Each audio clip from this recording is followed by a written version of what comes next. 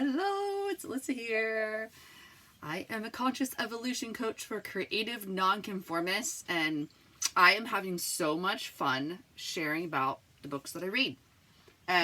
Today we're going to be talking again, until we're done with the damn book, You Are a Badass at Making Money. So today I want to talk to you about, I thought it was chapter 4, but I guess it's chapter 3, because there were like 2 chapters of chapter 2. Anyway, this chapter is called Show Me the Money. And Jen is talking about, in this chapter, about how money is essentially a neutral energy, that whatever we decide money is like, that's true for us, right? And I think this is an incredibly important topic to discuss, because the way that you feel about money really has everything to do with how money shows up for you or doesn't show up for you in your life. If you have ideas like money is hard to come by, or people with a lot of money are greedy, like those are some of like the just ones that pop in my head immediately. Like, we have so many ideas about money. Money is essentially neutral. Money is an energetic exchange that can represent value. And it really doesn't give a fuck about what you think about it. Okay?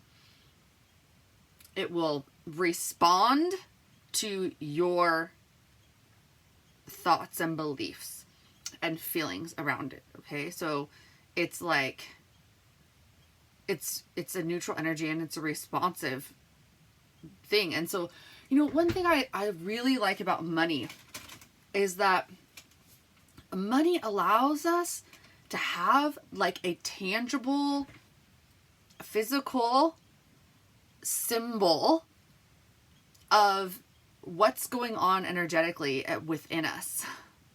Because we can basically navigate or use money as some kind of a barometer to see how much we value ourselves, see how much we're appreciating it, see how much we're pushing it away.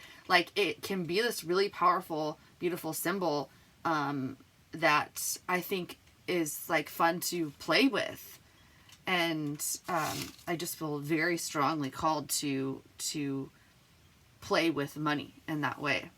And I feel strongly called to redefine what money fucking means for myself and others, so that we can have as much as we need and as much as we want, and use that energy, use that currency to do good shit in the world and get to experience the life that we desire.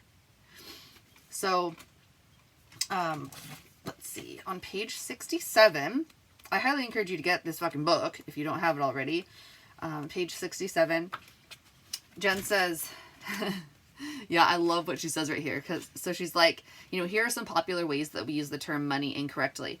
Money ruins everything. Money and friendship are like oil and water. Money makes monsters out of otherwise good people, which is all fucking bullshit. And she says, pretty harsh, right? It's not like money broke into your house and punched you in the face, for fuck's sake. It's just trying to help you buy stuff. Can we let money in? Can we just love money and know that money is love? Here's something else that's important to realize about money if you're going to go out and make a whole lot of it. Money is currency, and currency is energy. So we were just talking about that. And Jen uses this metaphor. People are to money what a French fry is to ketchup. They're just conduits.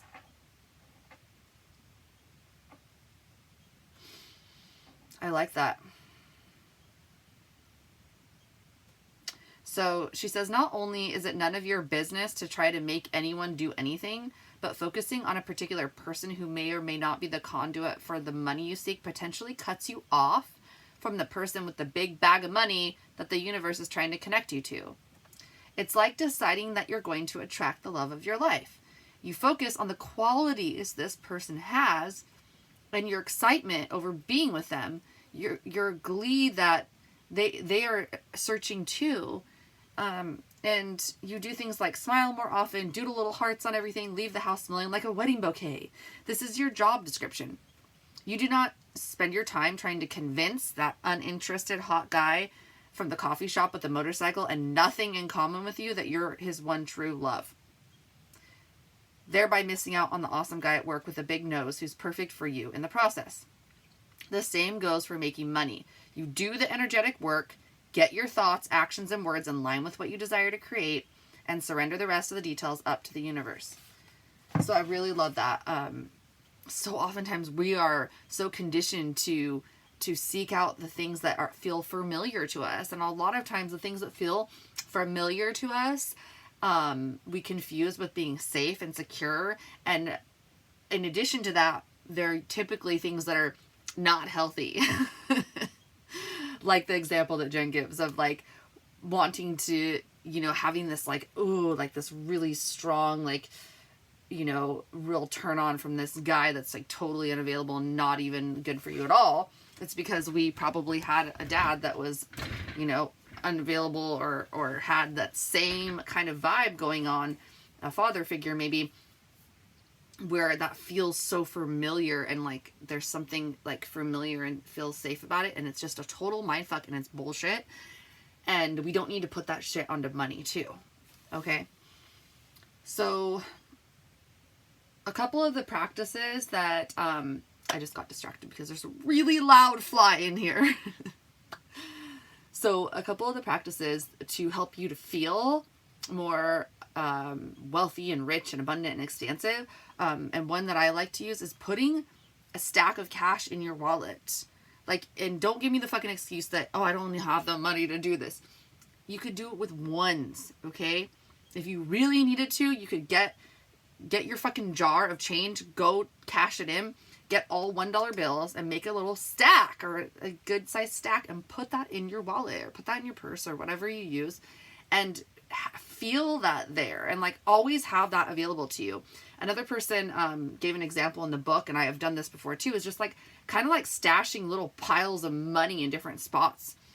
And who knows, you may surprise yourself later. My sister mentioned that she found like $40 in her backpack one day that she didn't even realize that she had. I don't think she had done that intentionally and was intentionally stashing money, but she, it's like, how cool is it to just be surprised by this random money that you've been stashing? And like every time you see that, you're affirming to yourself, you're like, oh, I'm rich as fuck. Like, oh, of course I have money. I always have money available to me. Like, feel how that feels in your body when you're like, money just wants to get into my pants. Like, it's such a different frequency that you're on when you're like, people just want to pay me all the time. Like, people love giving me money. People love paying me. I receive money from like such unexpected places. So I encourage you to try some things like that on for size. Like, what feels the best to you? Like, what would be so fucking exciting and cool if that money appeared in this form in your life? And also, don't get super attached to how the money is going to come, right? That's what Jen was talking about in the book. She was saying, like when you're so fixated on like, I know that I want to get this one client, when maybe there's like this inheritance check that's been like backed up that, may be coming to you, and money's going to show up all of a sudden through a different way. I have done this before in my business because there's a practice, I believe it's in this book, called the magic whiteboard. It's a really cool practice, and I will definitely be sharing it with you in one of these videos. But I would put like money, like make my magic whiteboard, which was like a money board. And I would make it like only money that comes through my business. And what would happen every fucking time is I would have money come to me through multiple avenues. And I was almost like wanting to dismiss that the money that didn't come from my business is like not the same. It's not as good. Like, who fucking cares? Like, you are receiving money. Like, I'm receiving money. I don't care. Don't care where it comes from, right? Allow yourself to be in that receptive mode. And like, I receive money no matter where it comes from. It is good. It is good. Let's see. What else? Is there anything else I want to talk about? Oh, and the last thing I do want to talk about, which I don't know if she really talked about in this chapter, but it came up I was inspired to speak about this. I really want to encourage you to cultivate awareness around your money usage. Okay. So for example, with spending money, receiving money, charging money, etc. Okay. So like, how do you feel when you're in a store and you know that you're going to spend a couple $100s on clothes or whatever it may be, okay? How do you feel when you're in the grocery store, you're in the check stand, and you're about to hand over your card? Do you feel any sense of, in your body, do you feel any sense of dread, constriction? Notice how you feel in your body. Are you like a little tense? Are you worried? Are you stressed about how do you feel when you're spending money? How do you feel when you're receiving money? If someone, just gave you, gave you a birthday card and there were like a couple $100 in there and you were like, whoa, I wasn't really expecting that from this person. I didn't, like, what? Like, are you able to receive that and be really excited about it and be like, oh, thank you so much? Like, how do you feel when you get an unexpected gift? How do you feel about, charging for your services or charging, whatever that may be? So it's like, if you are requiring payment for your services, how are you feeling about that? Are you feeling like, oh, I don't know, like, I don't want to bug this person I don't want to remind them again about this invoice. Like, do you have any pending invoices that haven't been paid? Like, that's something that is money energetic work that can really be powerful, is to like get your shit together around money. Like, not only with, this energetic work, which is number one, but also like, that's a great example, like making sure that you don't have like this lingering, like pending invoices and stuff, and really take care of that shit. And it holds the other person accountable as well. And it's showing and honoring yourself, and that you value yourself and your fucking work. All right. So I think that feels like pretty complete, around the money and, understanding that money is neutral. You get to make money, whatever the fuck it is. And I encourage you to cultivate awareness around how you feel with the money in your life. Like, when you spend, when you receive, if you're charging for services, if you're saving money, like, notice how your body feels, notice your body responses, because energy is energy. It's energy. The money's going to respond to you. Money is like it's at your fucking service. Okay?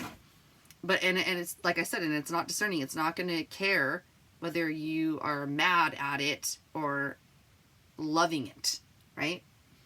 Thank you so much for watching this, and I hope that you enjoyed it, and I hope that you join me for the next chapter in You Are Badass at Making Money.